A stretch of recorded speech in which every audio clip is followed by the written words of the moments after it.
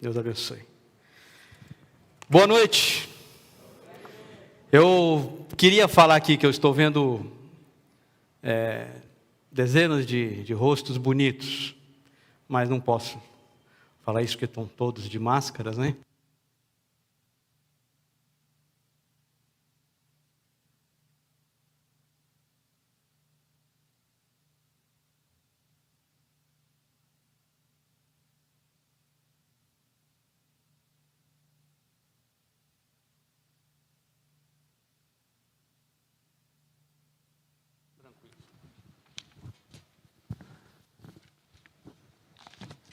Mas cremos em Deus que em breve nós poderemos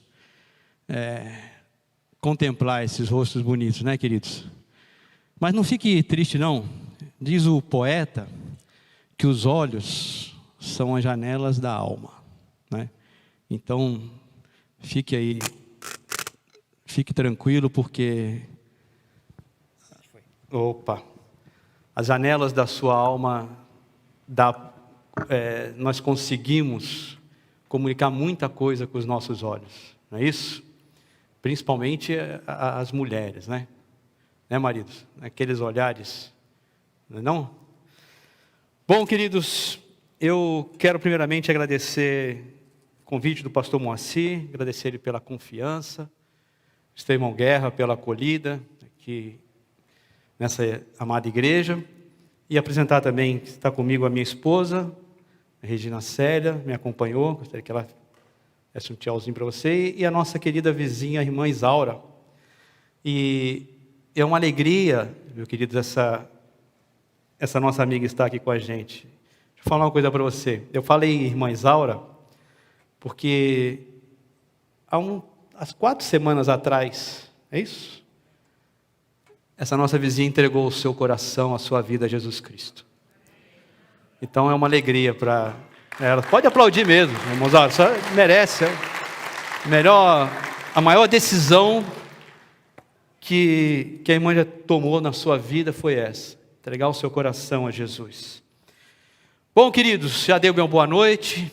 O pastor Guerra já me apresentou, já falei da minha alegria de estar com vocês aqui. E boa noite também para aqueles que estão assistindo aí na internet, porque hoje a gente não pode deixar de dar um alô para essa turma que está em casa aí, ou que está em algum lugar assistindo a gente. E nosso propósito hoje, nesta noite, é falar sobre vida. E deixa eu fazer uma pergunta aqui. Quem está vivo aqui pode dizer um amém? Amém. Isso mesmo. Mas olha, queridos, eu fiz essa pergunta, mas não tem nenhuma relação com o momento que nós estamos vivendo. Mas nenhuma.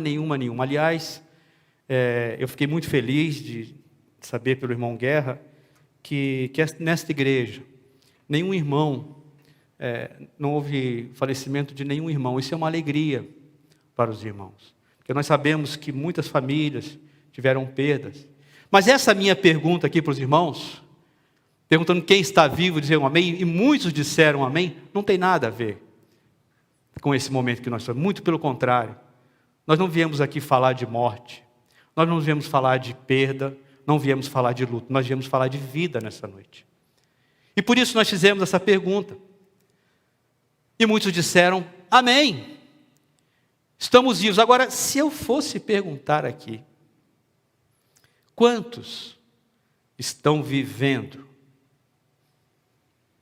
Quem poderia dizer amém? Amém.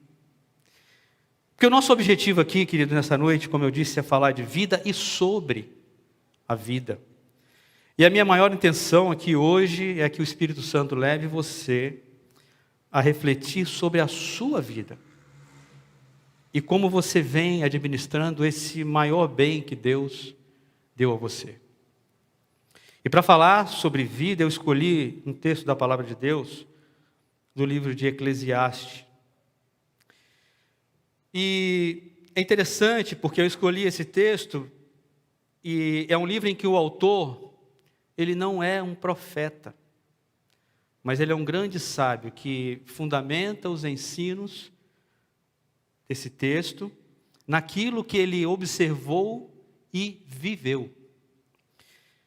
E também escolhi o livro de Eclesiastes, porque nele, o sábio rei Salomão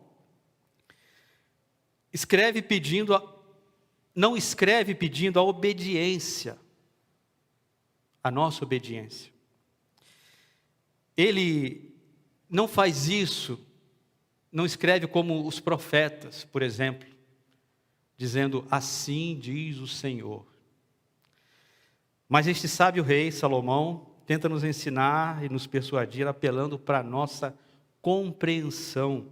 Ou seja, ele apela para que usemos a nossa mente para entender e formar uma conclusão daquilo que ele nos ensina. Escolhi também Eclesiastes porque esse autor aqui não tem o propósito de confortar o nosso coração, tentando dizer que tudo vai estar bem, se você crê em Deus. Pelo contrário, ele nos mostra as distorções dessa vida. Ele nos mostra as dificuldades que nós enfrentamos e a partir daí ele nos oferece alguns conselhos para viver. Então abra sua Bíblia aí no livro de Eclesiastes, capítulo 11. Vá lá no verso 7, a partir do verso 7 nós vamos ler até o capítulo 12, verso 1.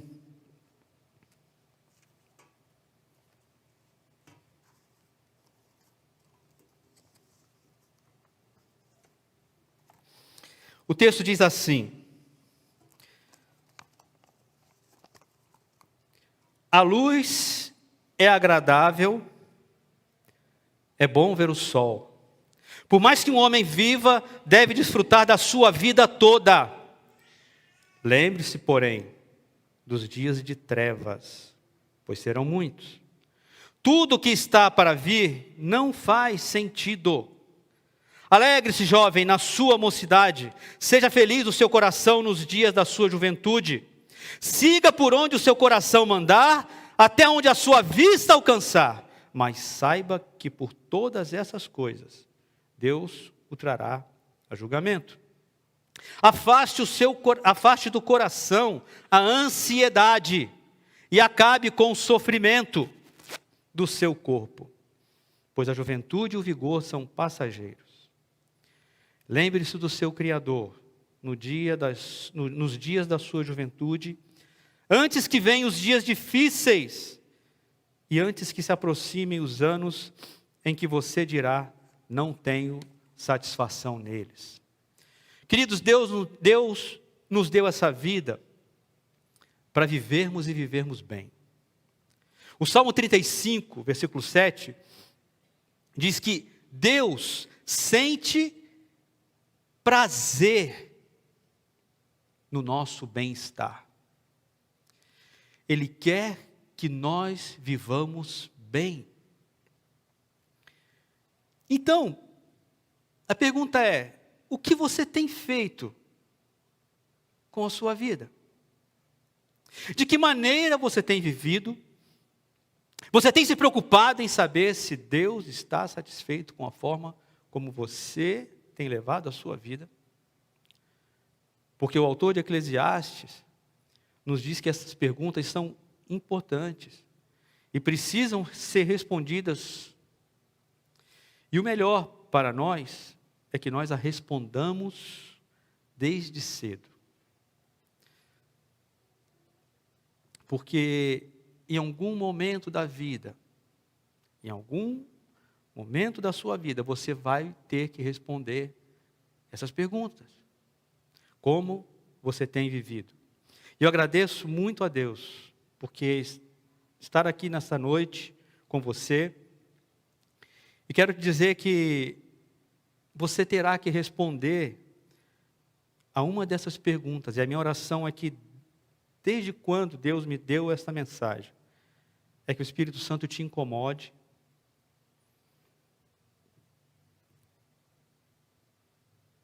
e te traga uma reflexão da forma como você tem vivido e tem administrado a sua vida.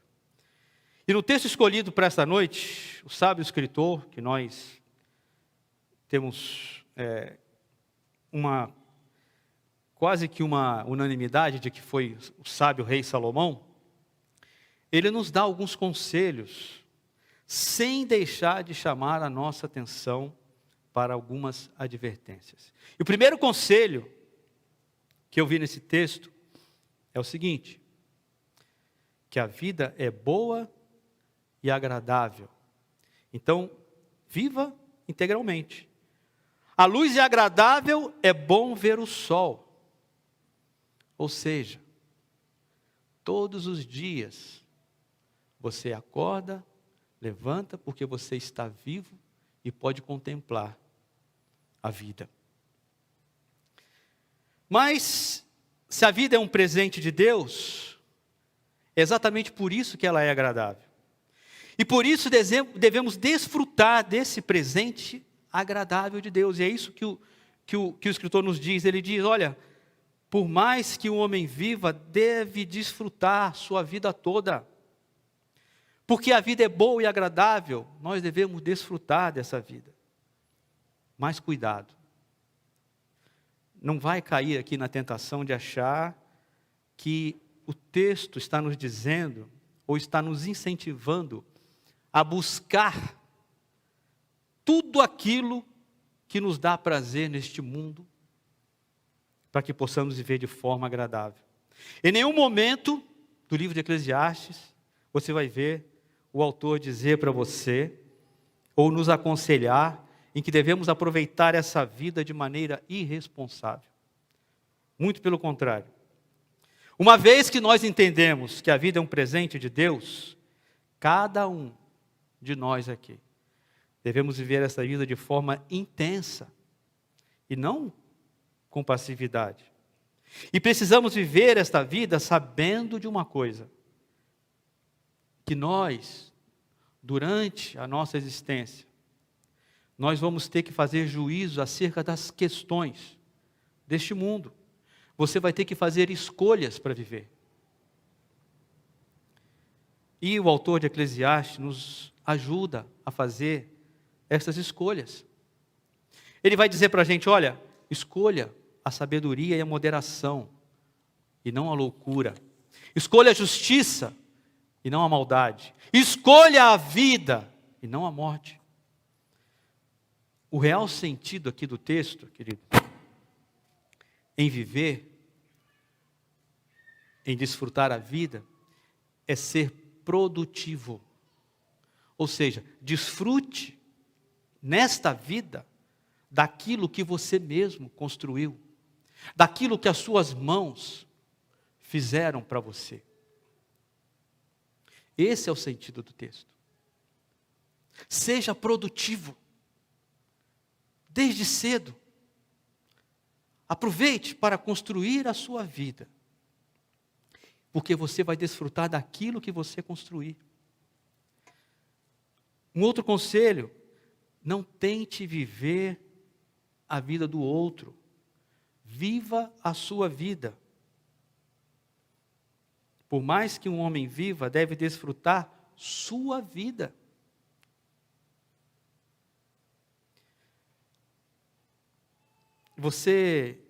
E ele diz o seguinte, sua vida toda, de forma integral. Eu gosto muito, querido, de olhar para o Antigo Testamento e ver que o homem no Antigo Testamento, ele não tem muito, se você olhar para os textos escritos no Antigo Testamento, você não vai ver muito essa divisão que a gente na teologia chama de dicotomia ou tricotomia, porque na maioria das vezes o homem no Antigo Testamento é apresentado de uma forma integral diante de Deus. Todo ele. Por quê? Porque você não sai de casa, deixa a sua mente, deixa seus sentimentos, deixa as suas emoções. Tudo importa. Então, querido, dê valor ao seu corpo, dê valor à sua saúde, se preocupe com as suas emoções, com a sua ansiedade, leve a sério a sua vida. Uma outra coisa, não tente viver a vida do outro, não tente sonhar, nem desejar o sonho dos outros. Tenha os seus próprios sonhos e desejos. Hoje eu vejo quanta gente contemplando a realização dos sonhos dos outros. Está aí, as redes sociais. Nós estamos criando especialistas em contemplar e entender a vida dos outros. Ah, olha só. Você viu a Juliana Paz, estava na Maldivas. Ela viajou, olha aquele cantor. Você viu a casa dele? Puxa, olha fulano. Que carro bonito. E aí, as pessoas se sentem orgulhosas de saber tudo o que está acontecendo e sendo realizado na vida dos outros. Mas não move um dedo para produzir e conquistar os seus próprios sonhos. Estamos vivendo uma geração contemplativa de sonhos dos outros. Saiba de uma coisa, querido. A realização de um sonho precisa da nossa cooperação. Você pode ter o seu sonho, e deve ter, e deve querer produzir os seus sonhos. Mas saiba que ele precisa da sua cooperação. Então, eu vou fazer uma pergunta aqui. Qual é o seu sonho? O que você já desejou no seu coração? E essa pergunta aqui, querido, independe da sua idade. Se você tem 4 anos de idade aqui, ou tem 80 anos, você ainda pode sonhar. Porque você está vivo. Porque a palavra de Deus diz que você deve desfrutar a sua vida toda. Então, se você tem 4, 5, 6 anos, pode começar a sonhar a partir de agora. Qual é o nome desse irmãozinho que está aí do seu lado? Gustavo, quantos anos você tem? 12 anos, Gustavo. Gustavo, você pode sonhar. Quantos anos você tem? 7 anos. Qual o seu nome? Davi. Você pode sonhar, Davi. Você pode sonhar, você pode ter sonhos. Você pode querer produzir na sua vida as coisas que você imagina. Porque Deus te fez capaz de produzir todas essas coisas. Se você tem 80 anos, 90 anos, não importa. Você ainda tem sonhos que não foram realizados. Você está vivo. Você ainda pode desfrutar da sua vida e desses sonhos. Não esqueça disso. O segundo conselho, no versículo 9, ele diz: alegre-se, jovem, na sua mocidade, seja feliz o seu coração. O segundo conselho aqui é, agora, você deve viver, mas viva bem. Viva bem. Como? Tem tanta coisa que a gente pode fazer para viver bem, para começar a produzir uma vida, a construir os nossos sonhos. A primeira coisa que eu vejo é a seguinte: não fique esperando. A preguiça é a amiga que morre de mãos dadas com a miséria. A preguiça é a amiga que morre de mãos dadas com a miséria. Olha o que diz aí no capítulo 10, verso 18. O sábio Salomão diz o seguinte, ele fala, olha, por causa da preguiça, o telhado se enverga, por causa das mãos indolentes, a casa tem goteiras. Provérbios 13, 4 diz o seguinte: o preguiçoso deseja e nada consegue, mas os desejos dos diligentes são amplamente satisfeitos. Provérbios 12, 24, as mãos diligentes governarão, mas os preguiçosos acabarão escravos. Em um outro texto, de Eclesiastes 11, 4, ele diz, olha, quem fica observando o vento, não plantará, e quem fica olhando para as nuvens, não colherá. Então, querido, não fique esperando. Você precisa começar de algum lugar. Deixa eu contar um testemunho aqui. Quando eu era mais jovem, terminei o meu segundo grau, eu tinha terminado o segundo grau e tinha terminado de sair de um tempo que eu tinha trabalhado como menor aprendiz. E agora, eu falei, e agora, o que eu vou fazer da minha vida? Né? E nesse período foi tão difícil para mim que eu acabei desenvolvendo uma úlcera por conta de tanta ansiedade, de preocupação, né? Eu não sei por que a gente tem essas doenças, né? Mas a gente tem. Né? E eu acredito que deva ser por isso, porque a gente fica naquela expectativa de não saber, de saber o que vai fazer, e aquela cobrança da sociedade, o que você vai ser da sua vida, que profissão você vai abraçar. E eu não sabia nada, eu confesso para os irmãos que eu não sabia. E uma coisa, eu tinha um sonho que era pequeno, que era ser jogador de futebol. Imagina, um garoto que tem um campinho de futebol na frente da sua casa, qual o sonho dele? Ser jogador de futebol. E como gostava de bola, então esse era o meu sonho. Depois eu tive a vontade de ser, e aí ligado ao esporte, eu tinha um sonho de ser professor de educação física. Mas era uma coisa, para mim, para aquele garoto pobre, ali no Morro da Mineira, no Rio de Janeiro, no Catumbi, era uma coisa quase que impossível de alcançar.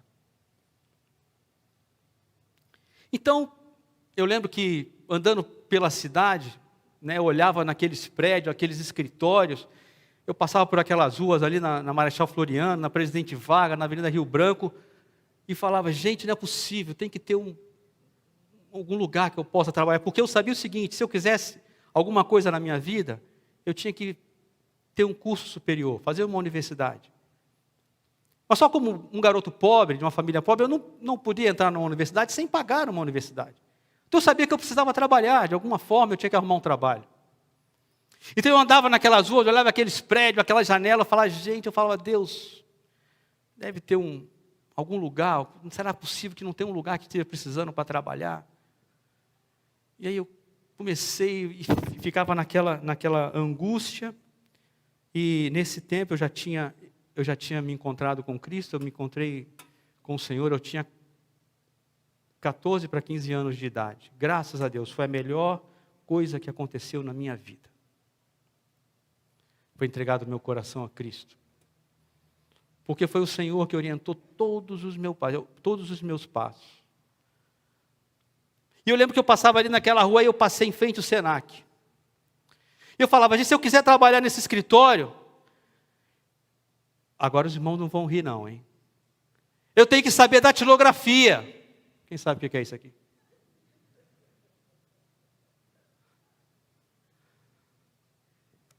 Aí eu peguei meu dinheirinho que eu tinha guardado na poupança enquanto eu trabalhei, porque foi uma coisa que meu pai pediu para mim, engraçado, meu pai falou comigo, olha, guarda um dinheiro na poupança. Então, da minha maneira, eu guardei, claro. Né? Se eu deveria ter guardado mais. E aí eu peguei aqui, passando no Senac, eu vi lá, eu falei, datilografia, é isso. Eu não morava com os meus pais, eu morava com os meus tios, eu não tinha pai e mãe presente, junto comigo. Então, andando ali, eu falei, entrei no Senac, peguei lá o dinheirinho da poupança, paguei na secretária, fiz o curso de datilografia, fiz o primeiro, aí tinha a oportunidade de fazer o avançado, eu fiz o avançado. Datilografia, gente. Estão rindo? Mas hoje, eu digito no teclado com os 10 dedos.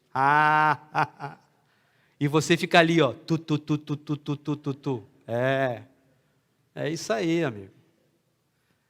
E aí terminei o curso de datilografia, eu falei, e aí ia embora, passando na secretaria lá do Senac, eu olhei lá, aqueles cursos, falei, puxa vida, olha lá, tem um ali, não sabia nem o que era, auxiliar de departamento pessoal. Falei, não sei o que é isso aí não, vou fazer esse curso aí. Fui lá, peguei o dinheirinho da poupança, fiz mais o terceiro curso. Passou alguns dias, acho que não chegou nem 60 dias. Lá em casa, no Morro da Mineira, eu escuto, que no morro é assim, o correio não é no morro carteiro não, querido. No morro tem um lugar onde eles entregavam as cartas e era chamado no alto-falante. Salomão Alves Monteiro, eu olhei meu nome, opa, carta para mim. E aí vai subir o morro, que o lugar chamado Caiçara, lá era lá em cima, subi aquelas escadas correndo, fui lá, tinha um telegrama para mim. Era um telegrama do Ministério da Marinha.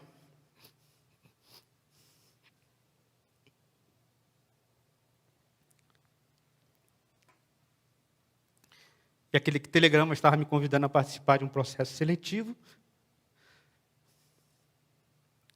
Só porque eu tinha feito aquele curso no Senac. Eles pegaram os alunos que tinham terminado, chamaram. E como eu gostava muito de ler, e eu fui lá na entrevista, e graças a Deus, aí eu comecei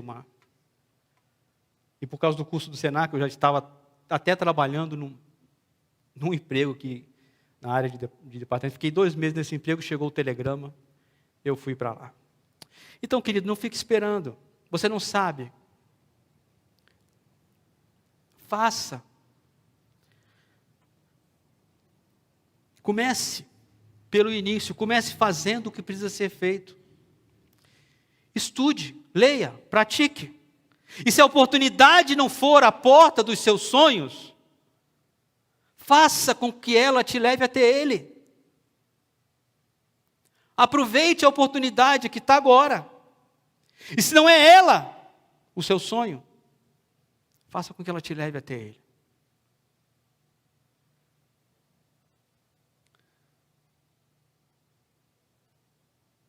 Saiba que, é claro que existe diferença. Por que eu falo isso? Porque existe diferença entre vocação, entre trabalho, entre carreira e chamado. Muitas vezes você vai trabalhar, mas não é aquilo, não é a sua vocação. Mas aproveite o trabalho. Seja produtivo, porque através desse trabalho você pode encontrar e trabalhar na sua vocação. E às vezes você vai exercer a sua vocação naquilo até que não é remunerado. E você vai ser um trabalho que vai te remunerar, e você vai estar exercendo a sua vocação em outro lugar. Aproveite. Eu estou falando aqui, eu sei que tem muitos jovens aqui, adolescentes. E eu sei que é difícil. Estou vendo uma galerinha lá atrás, que deve ter 14, 15 anos, querido. Se você encontrou com Deus nessa idade, saiba que Deus tem interesse na sua carreira, no seu trabalho, na sua vida. Comece. Não reclame, não murmure. Não culpe as outras pessoas. Não culpe seu pai, não culpe sua condição social, não culpe sua mãe. Não culpe as suas limitações. Outra coisa, seja grato. Você não depende de si mesmo para alcançar os seus sonhos.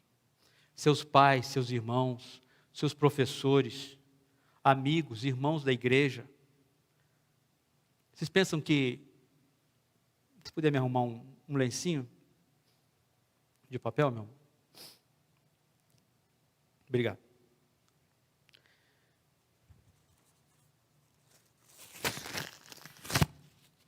Você pensa que eu estalei o dedo e as coisas também foram acontecendo? Não, eu tive pessoas que foram muito boas comigo. Pessoas que me ajudaram. Mas essas pessoas sabiam da minha vontade. Então, querido, se você tem sonho, tem desejo, quer trabalhar, vou dizer uma coisa para você. As pessoas querem saber que você tem o desejo de produzir, que você tem vontade de ser uma pessoa útil, que você tem vontade de crescer na sua vida. Porque as pessoas se alegram quando encontram alguém assim. Quando alguém que quer ir para frente, alguém que quer avançar, alguém que quer ser útil, produzir nessa sociedade. As pessoas sentem prazer em ajudar gente assim. E graças a Deus, Deus colocou pessoas assim na minha vida.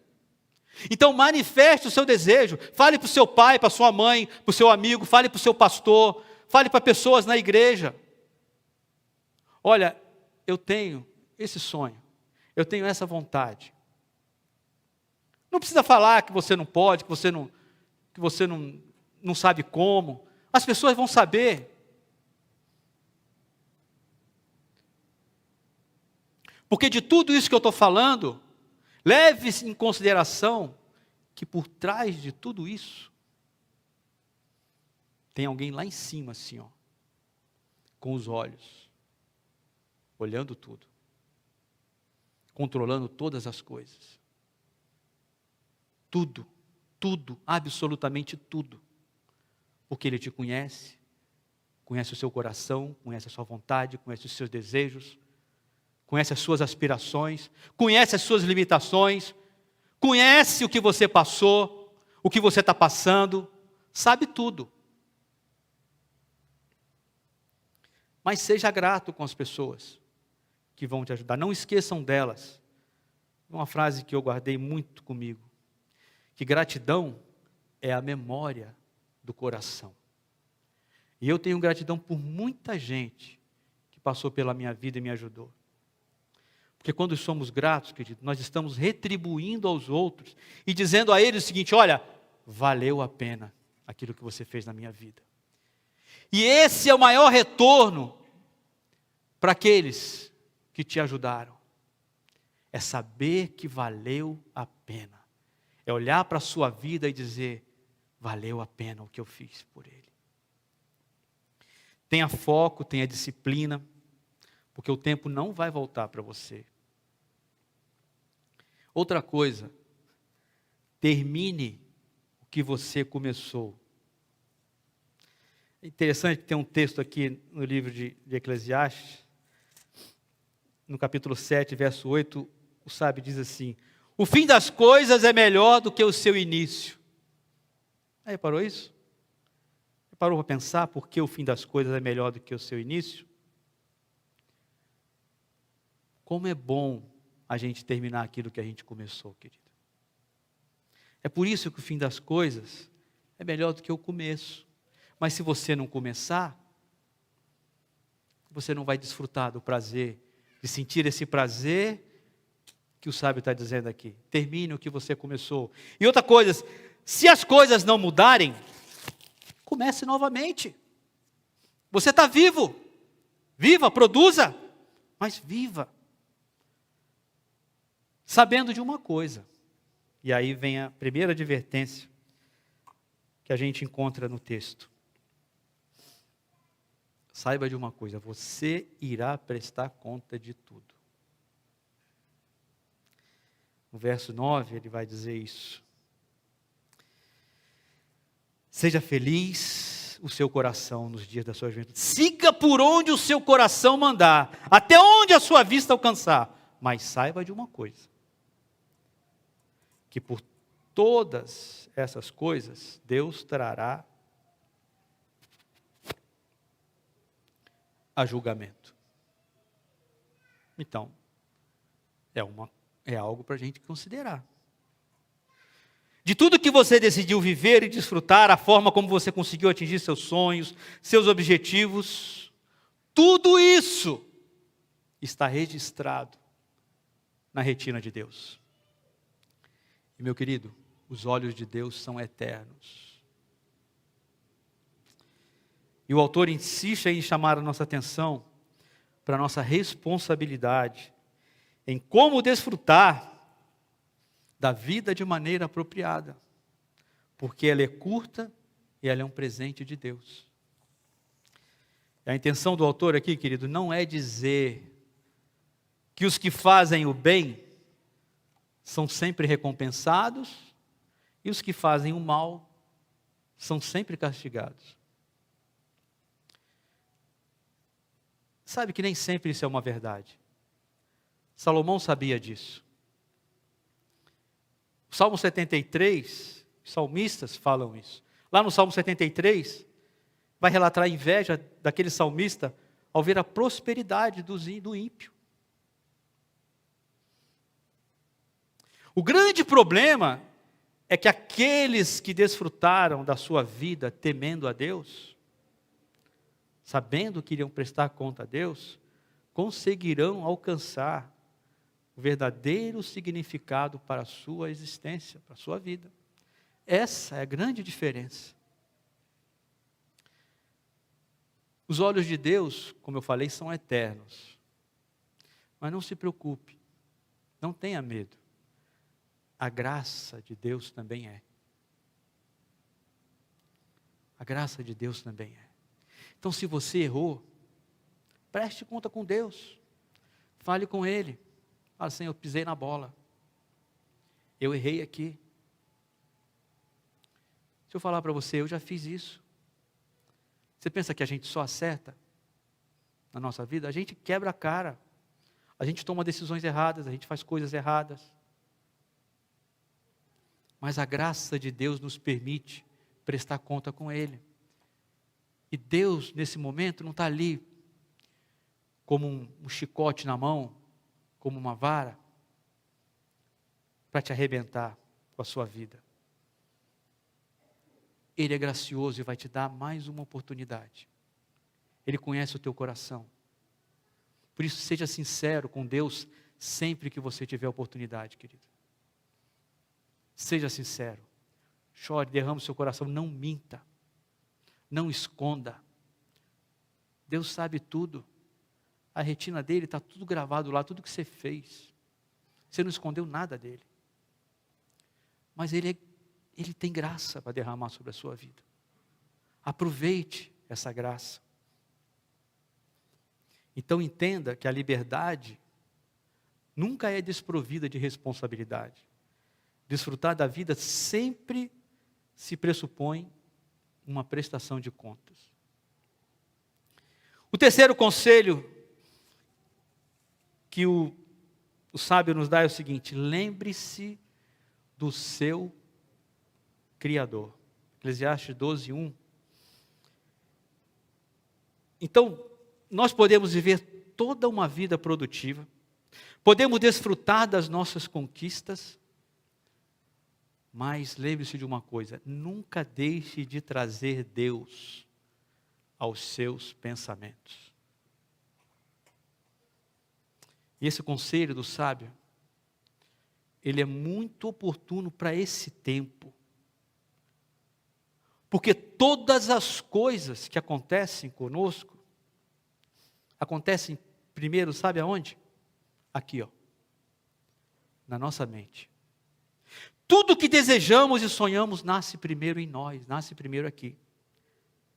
Dr. Lawrence Crabb Jr., um psicólogo cristão americano, ele escreveu a seguinte coisa: o pensamento determina o comportamento, e o comportamento determina o sentimento.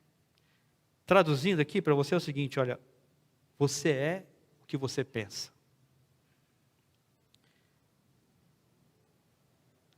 A Bíblia, versão Almeida e atualizada, em Provérbios 23:7, diz o seguinte: porque como o homem imagina em sua alma, assim ele é. As coisas acontecem primeiro aqui. E Provérbios traz também um texto muito, muito interessante. Provérbios 4:23 diz o seguinte: acima de tudo, guarde o seu coração, ou em outras versões, guarde o seu pensamento, pois dele depende a sua vida.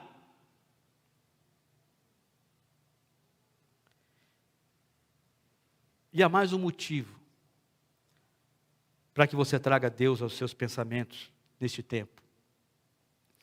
Sabe por quê? Porque o mundo está interessado, completamente interessado no que você está pensando. Estou falando mentira? Ou estou falando alguma coisa que... E hoje isso está tão óbvio, tão óbvio. Dá uma mexidinha no Google, está aí os algoritmos. E amanhã abre de novo, dá uma fuçada lá, que se você, ele já não vai estar trazendo as coisas que você andou mexendo, que você andou pesquisando. Está aí os algoritmos, monitorando o que você está pensando, os seus desejos, a sua área de interesse. o que você está querendo para você. O mundo está interessado, querido, no que você está pensando. O mundo quer a sua energia, o mundo quer a sua força, o mundo quer a sua mente. Principalmente das nossas crianças e dos nossos jovens. E essa busca pelas nossas mentes tem já estado nas principais filosofias implantadas pelo homem, que são do nosso conhecimento. Você sabe, eu sei. A gente estuda isso, mas só que isso passa, pela gente despercebido. E a gente não se dá conta. O apóstolo Paulo, em Colossenses 2,8, ele nos alerta sobre o perigo desse interesse do mundo pelos nossos pensamentos. Ele diz o seguinte: tenham cuidado para que ninguém os escravize a filosofias vãs e enganosas, que se fundamentam nas tradições humanas e nos princípios elementares deste mundo e não em Cristo. E por que essas ideias filosóficas, elas são um perigo? Então eu queria mostrar aqui só para vocês algumas delas. E se você depois quiser, você pode fuçar no Google, na sua casa, em qualquer lugar. Mas eu queria só trazer aqui para exemplificar como que o cuidado que a gente precisa ter sobre essas filosofias que nós temos abraçados, muitas vezes não sabemos. A primeira delas, o primeiro pensamento que eu quero declinar aqui é o racionalismo. Esse movimento aí surgiu no século XVII. Uma das figuras mais importantes aí, as figuras principais, foi René Descartes. Esse cara sintetizou o pensamento racionalista da seguinte forma: penso, logo existo. Penso, logo existo. Você já deve ter ouvido essa frase aí. Mas a ideia do racionalismo é a seguinte, querido: eu só posso aceitar como verdade aquilo que é explicado racionalmente. E o que isso tem a ver com o homem que crê em Deus? E o que isso tem a ver com você que teme a Deus? Ora, eu e você sabe que a nossa fé em Deus, ela não é irracional. Ela é racional também. Mas ela transcende a razão. Quando a razão chega ao seu limite, nós podemos avançar, porque temos um Deus poderoso. E os irmãos aqui são testemunhas disso. Eu desci aquela escada ali e vi como isso é verdade. Ou os irmãos imaginam que no meio de uma pandemia, no meio de uma crise mundial, no meio de igrejas fechadas, templos fechados, pessoas em casa, desempregados, os irmãos construíram algo maravilhoso aqui, para dar conforto, para receber aqueles que temem a Deus e querem se reunir neste lugar. Quando existe um limite na razão, querido, nós podemos avançar pela fé. Então, só que no racionalismo não há lugar, nem há espaço para os milagres que Deus realiza na minha e na sua vida. E também não há lugar para os milagres realizados por Cristo na sua palavra. Esses milagres jamais poderiam ter acontecido segundo o racionalismo. E assim, a Bíblia é uma farsa. Percebem o perigo?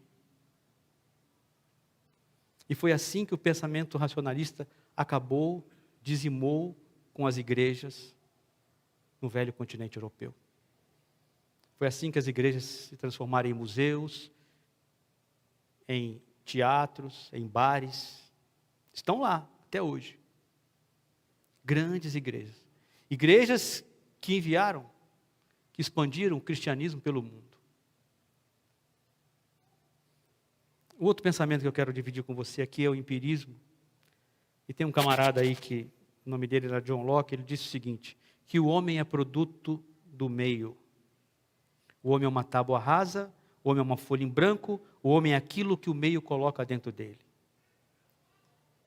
E esse conceito aqui, ele afirma o seguinte, olha, o homem é ruim porque o meio em que ele está o deixou assim.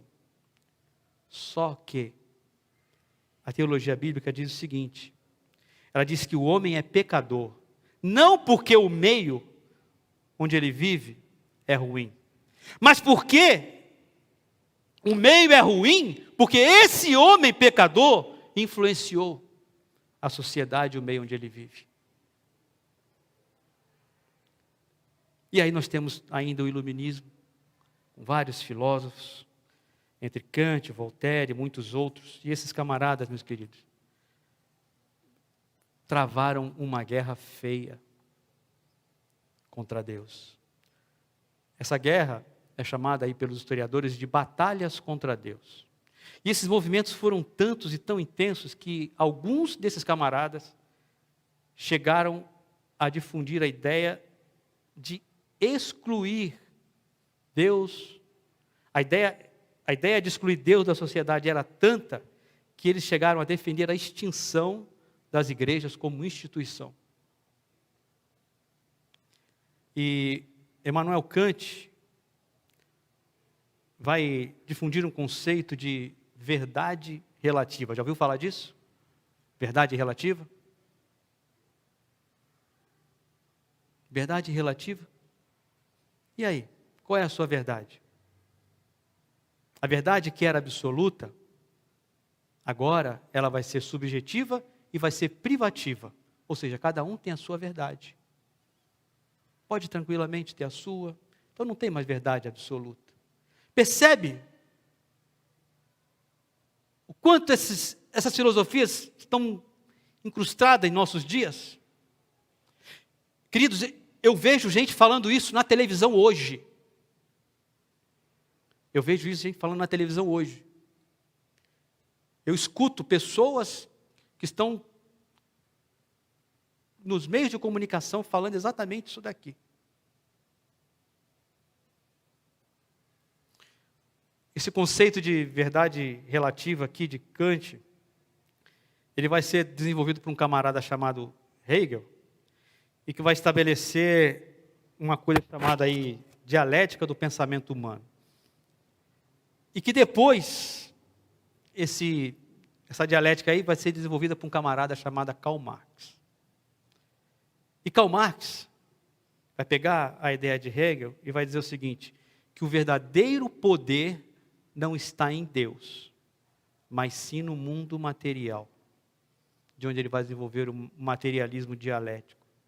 E que nesse mundo material, Deus desapareceu. Para Karl Marx, Deus é uma hipótese desnecessária. E a religião é o ópio do povo. A religião é a cocaína, o crack, a maconha, o LSD, a droga do povo. É isso que Karl Marx falou. E essa doutrina de Karl Marx é que vão nascer os movimentos socialistas na Europa, e aí vão dar origem a vários partidos políticos em toda a Europa, e esses partidos políticos vão tomar poder em várias nações, e aí essas nações vão implantar a doutrina comunista nesses países, e é onde vai haver uma das maiores perseguições à religião, ao cristianismo, que a gente tem conhecimento no século XX. O comunismo ateu matou mais cristão no século XX do que em qualquer outro século da história cristã. Percebe como os pensamentos são sutis? Mas eles estão aí. E quando eles aparecem, quando o resultado deles aparece, nós ficamos chocados. Mas nós não nos chocamos quando nós vamos só ouvimos as ideias. Deu para abrir aquele PowerPoint aí?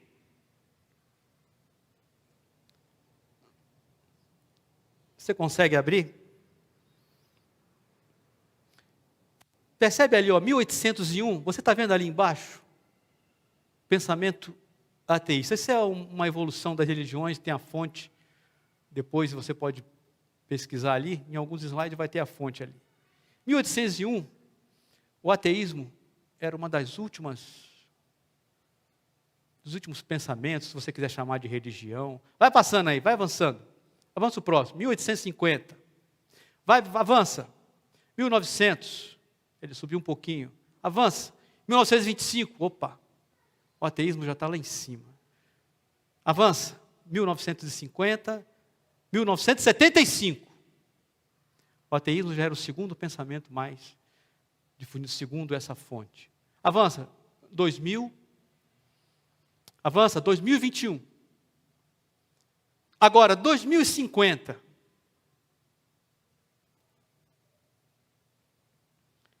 Percebe como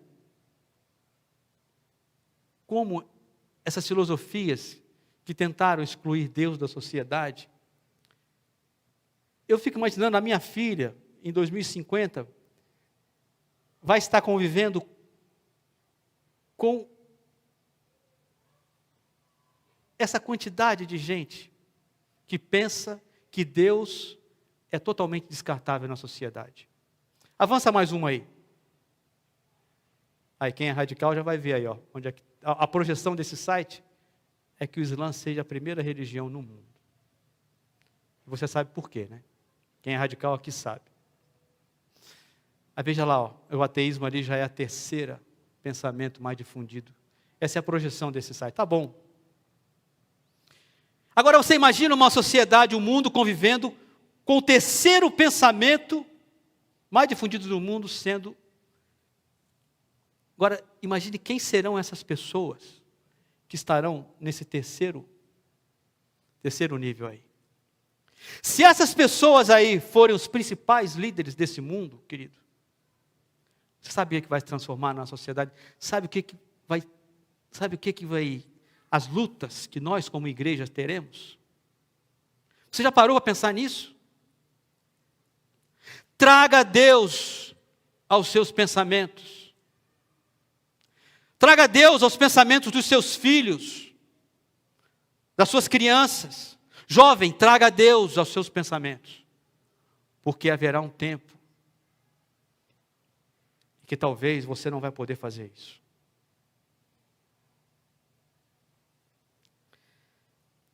Gostaria que você pensasse nisso. Porque o que eu estou falando aqui, querido, não sou eu que estou falando, isso é algo que está na história. A história humana conta isso. As nações onde o comunismo foi implantado, a história relata que teve o quê? Opressão, falta de liberdade, pobreza, miséria, fome, proibição de liberdade de consciência, perseguição, tortura, morte. Por qual motivo que você acha que essa corrente filosófica seria diferente nos nossos dias? Ah, pastor, mas pobreza, miséria e fome tem um monte de lugar. É verdade. Porém, vai viver com pobreza, miséria e fome sem você ter liberdade de consciência, sem você ter liberdade para escolher os seus líderes, sem você ter liberdade para colocar pessoas tementes a Deus no poder. Veja se você vai conseguir transformar a miséria, a fome e a pobreza em ambientes que excluem Deus, excluem a sua liberdade. Eu vou avançar mais um pouquinho. Poderia aqui falar sobre o evolucionismo, mas eu queria já pular, porque você sabe que o evolucionismo é uma teoria e é ensinado como sendo uma verdade dentro das escolas, das universidades, e é uma mentira. Porque Darwin tinha que excluir Deus da história humana. E no seu livro, A Origem das Espécies, que ele afirma ser, que alguns afirmam ser uma ciência, só no livro dele, a palavra suponhamos aparece mais de 800 vezes. Suponhamos que, suponhamos que, suponhamos que. Ora, se suponhamos que, podemos supor qualquer coisa. Isso não é ciência. Mas isso a gente aprende. Nossos filhos aprendem na escola. Você aprende na universidade. E o conceito dele de seleção natural era o conceito que estava no DNA do nazismo, em que dizia que na seleção natural os seres mais fortes, né, deveriam se sobrepor aos mais fracos. E por causa desse conceito, mais de 6 milhões de pessoas foram mortas de forma cruel. Nós ficamos chocados, querido, com essas atrocidades, mas não ficamos incomodados com as ideias, quando a gente lê. Deixa eu contar aqui mais uma coisa, e aí eu vou terminar aqui. Há um outro pensamento também, que é o pragmatismo, que ele vai dizer o seguinte, e essa é uma das filosofias mais influentes no nosso século. E na verdade ela surgiu no século XX. E esse pragmatismo vai dizer o seguinte, ele vai dizer, olha, o que importa não é a verdade.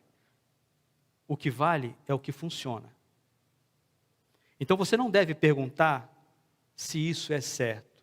A sua pergunta deve ser, isso dá certo? Porque não interessa como você vai fazer.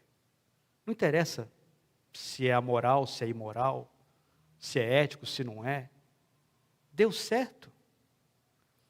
Deixa eu contar uma história para vocês aqui. Você ouviu uma história de um pastor que ele disse o seguinte, um casal recém-casado recebeu um convite para fazer um curso de doutorado fora do Brasil. Em uma das universidades mais ilustres do mundo. E depois do término desse doutorado, esse casal, eles teriam um emprego garantido em uma grande multinacional. Mas o convite tinha uma condição, eles não poderiam ir fazer esse curso de doutorado fora do país, e era um sonho deles. Eles não podiam ter filhos, então eles tinham que viajar sem filhos.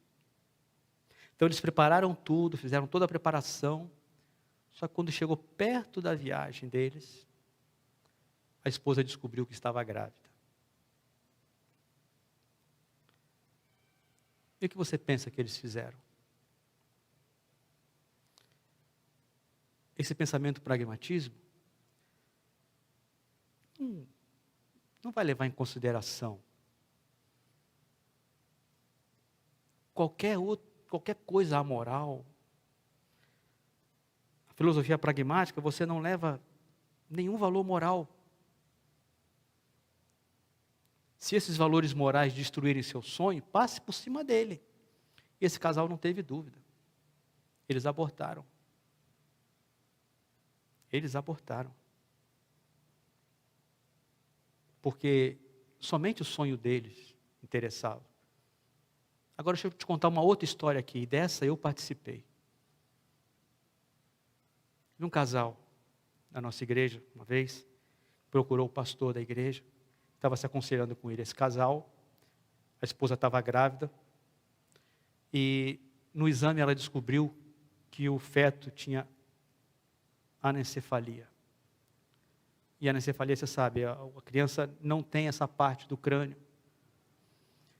E a lei brasileira permite que uma gestação anencefala, pela lei, ela pode ser abortada. Esse casal procurou o pastor, o nosso pastor, e esteve aconselhando com ele durante um tempo. Chegou um dia que nós estávamos numa reunião de liderança, o pastor recebeu um telefonema durante a reunião, comunicando que havia um falecimento e pediu para que eu fosse acompanhar esse casal nesse funeral. E aí foi que eu fiquei sabendo. Já conhecia o casal, sabia que ele estava, mas não sabia da história. E foi nesse momento que eu fiquei sabendo a história desse casal. E o pastor me falou, olha, esse casal veio se aconselhar comigo, e eles me perguntaram, pastor, o que nós fazemos?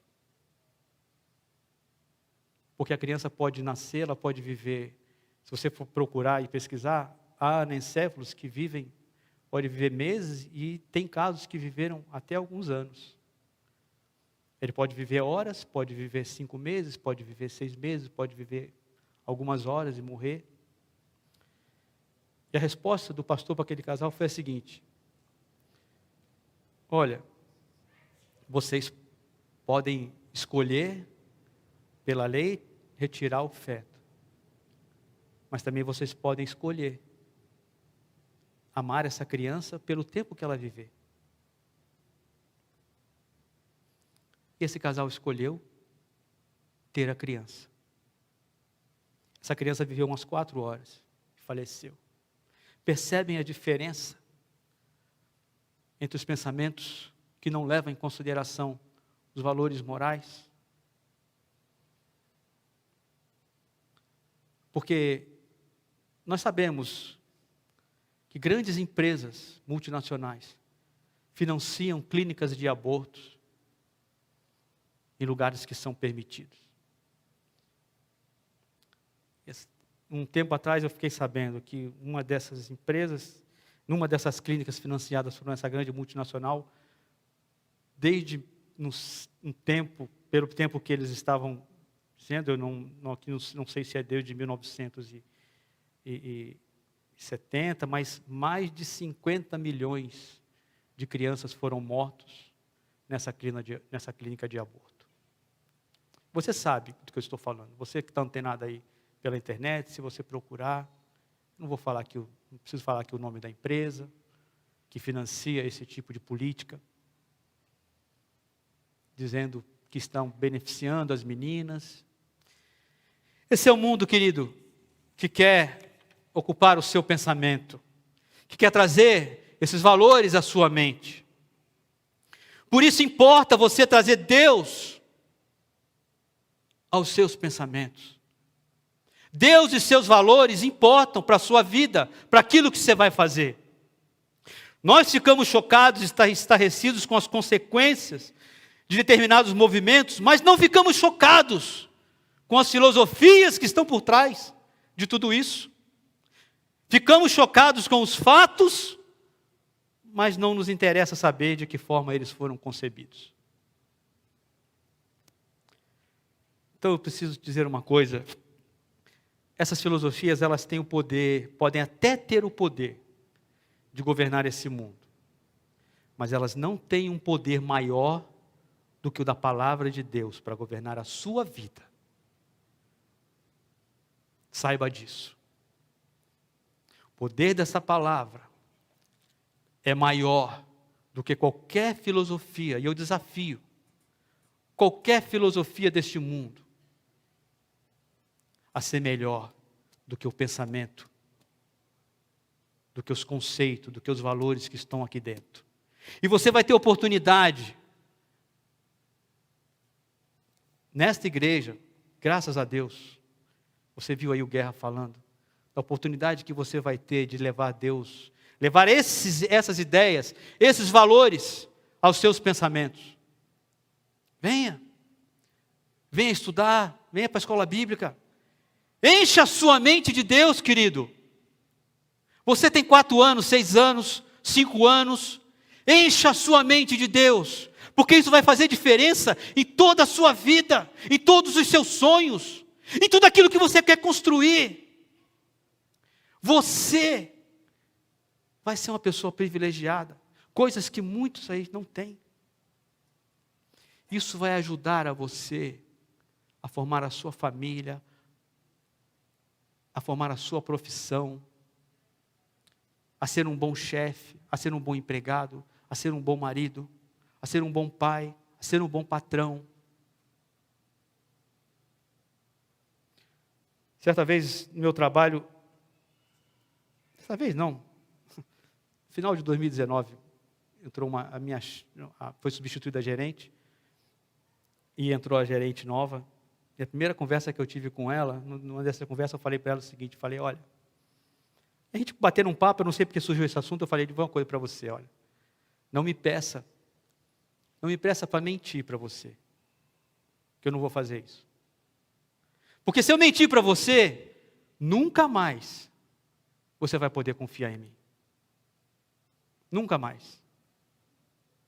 Se você me pedir uma mentira e eu participar dessa mentira, nunca mais você vai poder. Porque se eu mentir para você, eu posso mentir numa outra situação em que você vai me questionar e você pode não confiar em mim. Pois saiba você que eu prefiro que você confie em mim do que correr esse risco. Queridos, a última advertência que ele nos dá é a seguinte, olha, você precisa trazer Deus aos seus pensamentos, porque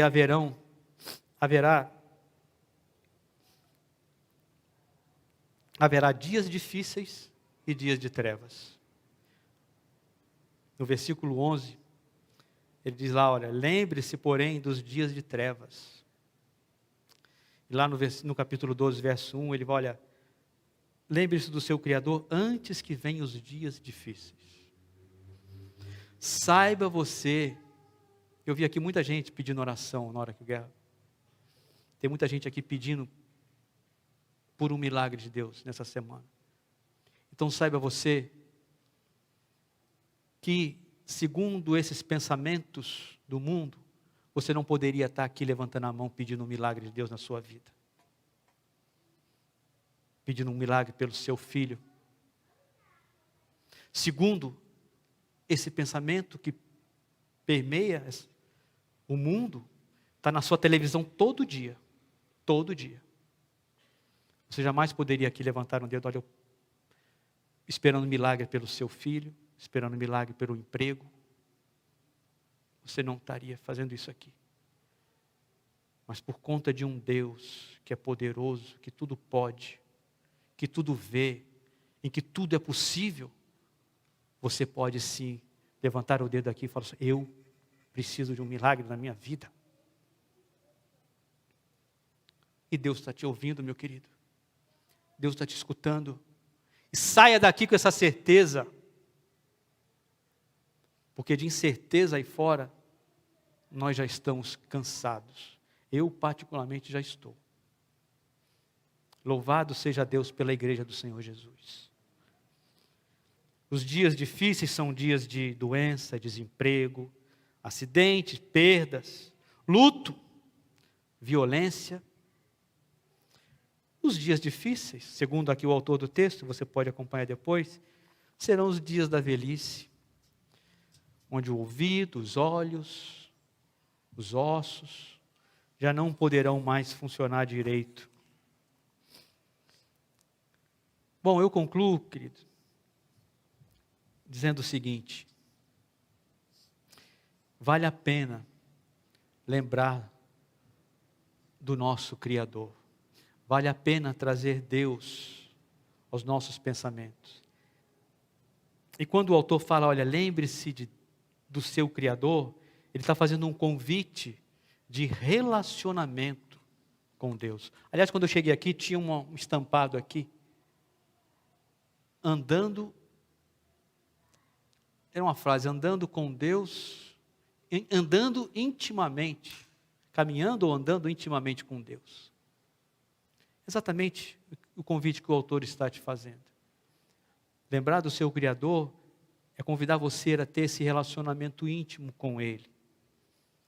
Sabe qual a recompensa disso? Provérbios 22, 4 diz assim, olha, a recompensa da humildade e do temor do Senhor, sabe quais são as recompensas?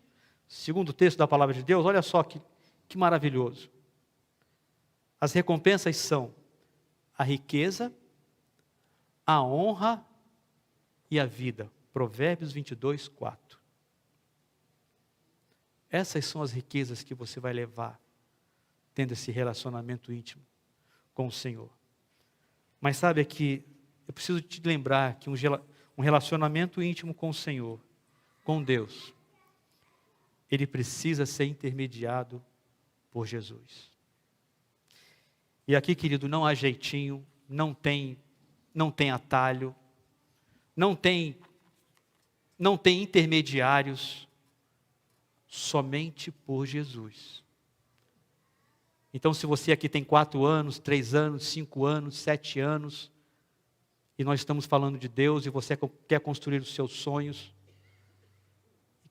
e você sabe que a melhor coisa a se fazer é você lembrar de Deus agora, trazer Deus e ter um relacionamento com Ele, trazer Deus à sua vida, saiba que isso não pode acontecer se não for por Jesus. Só por Jesus. Só por Jesus.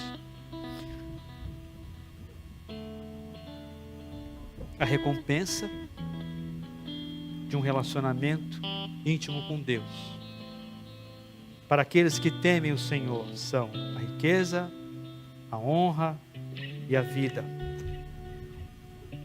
Então, se você quer começar esse relacionamento com o Senhor, quer lembrar do seu Criador, e saiba que por isso você tem que experimentar Jesus na sua vida, e não sabe como, você pode procurar qualquer líder dessa igreja aqui, após esse culto. Pode procurar o irmão Guerra, pode procurar outros líderes, pode me procurar se você quiser. Eu terei o prazer de orar com você. Vamos baixar nossa cabeça, vamos orar?